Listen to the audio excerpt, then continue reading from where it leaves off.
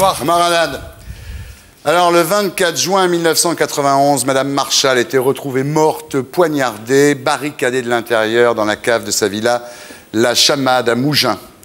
Sur la porte, on découvre, en lettres de sang, l'inscription « Omar m'a tué ». Or, vous, le jardinier de Madame Marshall, vous appelez justement Omar. Vous êtes inculpé d'homicide volontaire et condamné à 18 ans de réclusion.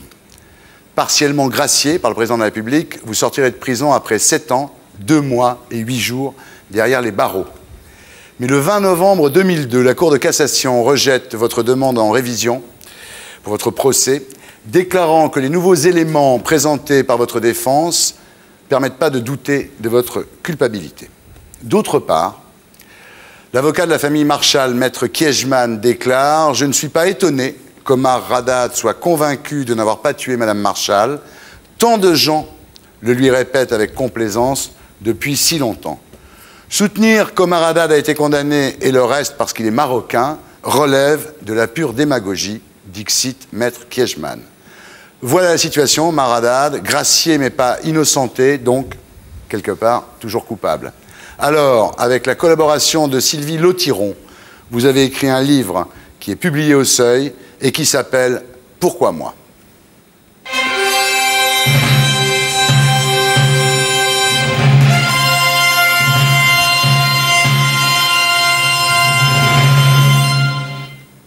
Donc, Omar Haddad, plusieurs livres ont été publiés sur votre affaire, mais vous vous êtes dit « Personne ne peut parler à ma place mieux que moi ». C'est vrai. Pas mieux moi. Personne ne peut sentir qu'est-ce que je sens. Ouais. Alors, le matin du 25 juin 1991, vous discutez avec Latifa, votre épouse, et sa sœur, sur le balcon de chez vous à Toulon, lorsque vous remarquez, sans vraiment y prêter attention, des gendarmes en bas de l'immeuble. Quelques minutes plus tard, on sonnait à la porte. Il est 11h30, la table du déjeuner est prête, et le type dit « Est-ce qu'Omar Haddad est là ?» Et là, vous pensez quoi? Rien. Rien. Je me rappelle, je dois mourir, ils sont tapés à la porte. Ma belle-sœur ouvrait la porte. Comme vous dites, j'attendais que M. Omar Haddad est là. J'attendais mon nom, j'ai présenté. Il m'a dit ce que tu vas aller avec nous. J'ai dit oui, mais pourquoi? Ça restait comme ça, pourquoi? Après, il m'a dit non, on ne sait pas. Et je suis là, je dois mourir. Voilà, donc au poste, les gendarmes vous disent « Pourquoi tu as tué Madame Marshall ?» Vous ne comprenez pas. Ils vous montrent à ce moment-là une photo d'elle couverte de sang, et c'est comme ça, en fait, que vous apprenez la mort de Madame Marshall. Au commissariat, j'ai pris la mort de Madame Marshall. Ouais. Ensuite, vous détournez les yeux, ils vous obligent à regarder une autre photo, celle de la porte de la cave, où est écrit avec du sang « Omar m'a tué ». Vous ne savez pas bien lire et écrire le français, mais vous reconnaissez Omar, parce que ça, c'est votre prénom, donc vous savez l'écrire. Et vous comprenez à ce moment-là, évidemment, qu'on vous accuse du meurtre de Madame Marshall. Qu'est-ce qui se passe dans votre tête à ce moment-là, Omar? Qu'est-ce qui se passe comme aujourd'hui? Parce que déjà, chez nous, au Maroc, on est mort, on ne crée pas. On ne bouge pas, on ne mange pas. Ouais. Et chez vous? Alors, évidemment, dans les interrogatoires qui vont suivre, vous êtes victime d'un gros handicap, c'est que vous connaissez mal le français, hein, moins bien que maintenant, évidemment, ce qui permettait, dites-vous, aux gendarmes d'écrire à peu près ce qu'ils voulaient dans les procès-verbaux, et vous racontez dans votre bouquin que quand vous parlez arabe, le gendarme continue à taper à la machine. Ouais. Parce qu'à cette époque-là, il y a des questions que je comprends, il y a beaucoup de questions que je ne comprends pas. À cette époque-là, j'ai demandé un interprète. Le gendarmerie m'a refusé, il m'a dit « On connaît votre père, il parle bien le français. » Ça fait mon père, ça fait 40 ans qu'il est en France. Ouais. Ça fait, comme on dit, chacun à sa place. Mon père, c'est mon père, moi, c'est moi. Alors vous faites une confiance aveugle aux gendarmes. Hein, pour vous, les gendarmes, ils ne peuvent pas mentir. Donc, à cette époque-là, oui. Ouais. À un moment donné, oui. Ouais. J'en ai une grande confiance. C'est vrai, jamais j'ai pensé à qu'est-ce que j'ai pensé aujourd'hui. Ouais. Alors, durant tous ces interrogatoires, vous n'avouez pas, mais vous dites que vous finissez par comprendre pourquoi on peut avouer. Parce que finalement, on finit par se dénoncer de crimes qu'on n'a pas commis, simplement pour pouvoir dormir, manger et aller en paix. Et là, vous comprenez ce qui s'est passé avec Patrick Dils, finalement. C'est après. Après, parce que je sais, il y en a beaucoup déjà qui posent la question, Patrick Dils, pourquoi il reconnaît un crime, il n'est pas fait. Ouais. Donc, moi, je ne pose pas cette question. Ouais. Parce que j'ai passé par là. Ouais. N'importe qui est capable d'ouvrir n'importe quoi, même Ouais. des choses que tu n'es pas fait, tu es capable de dire oui, tu es signé et tout. Comme ça, il te donne la paix. Parce que tu es faim, tu es fatigué, tu n'es pas à dormir, tu es capable de raconter n'importe quoi comme cette liste. Pour avoir la paix. Ouais.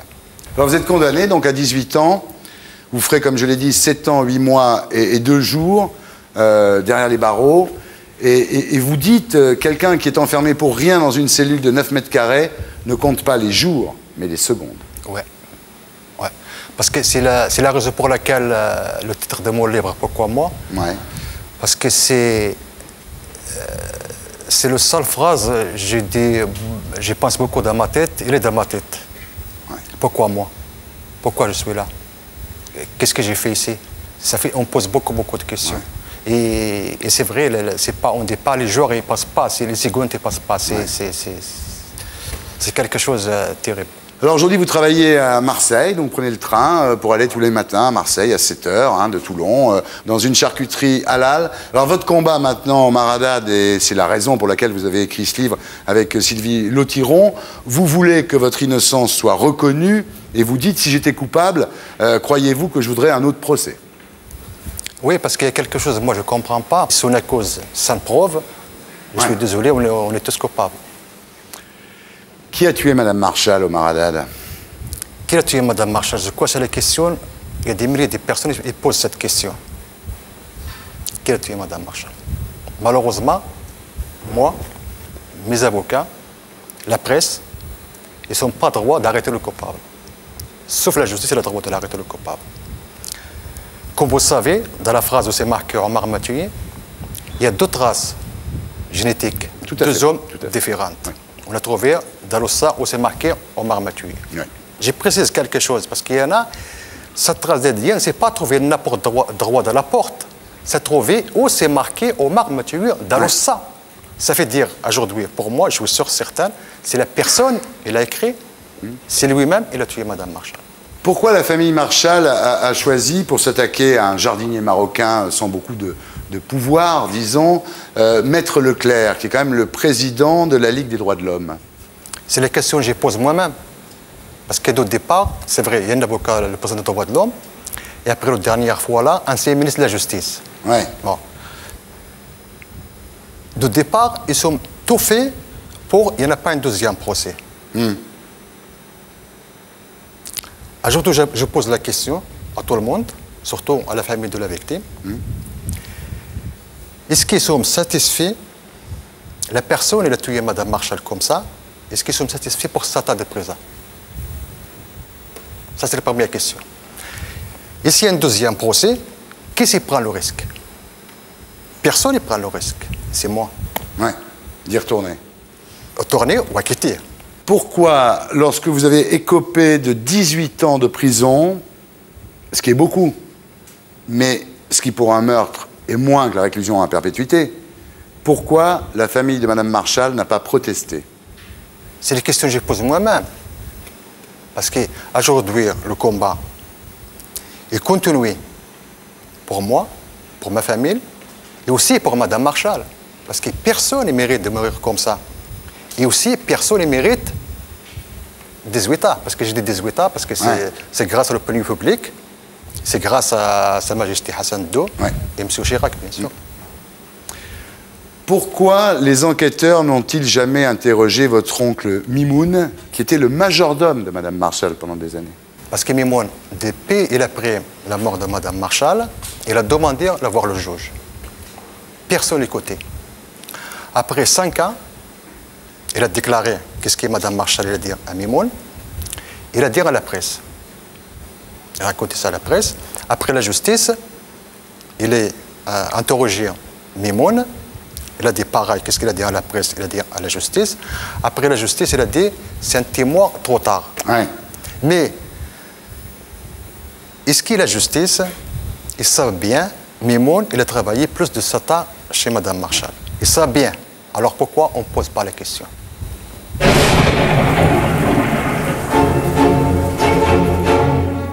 Omar Haddad, est-ce que vous avez été victime d'une machination? Oui. Est-ce que vous savez qui a monté cette machination? Non. Vous ne savez pas ou vous ne voulez pas le dire? En vérité, je ne sais pas. Je ne peux pas en accuser, je ne peux pas faire à les gens, je ne peux pas accuser quelqu'un sans preuve comme on m'a fait. Ouais. Moi, je ne le fais pas. Ça vous honore. On rallume. Bravo. Merci. Merci beaucoup. Omar Halal, ça s'appelle Pourquoi moi? Et c'est aux éditions du Seuil, mesdames, messieurs.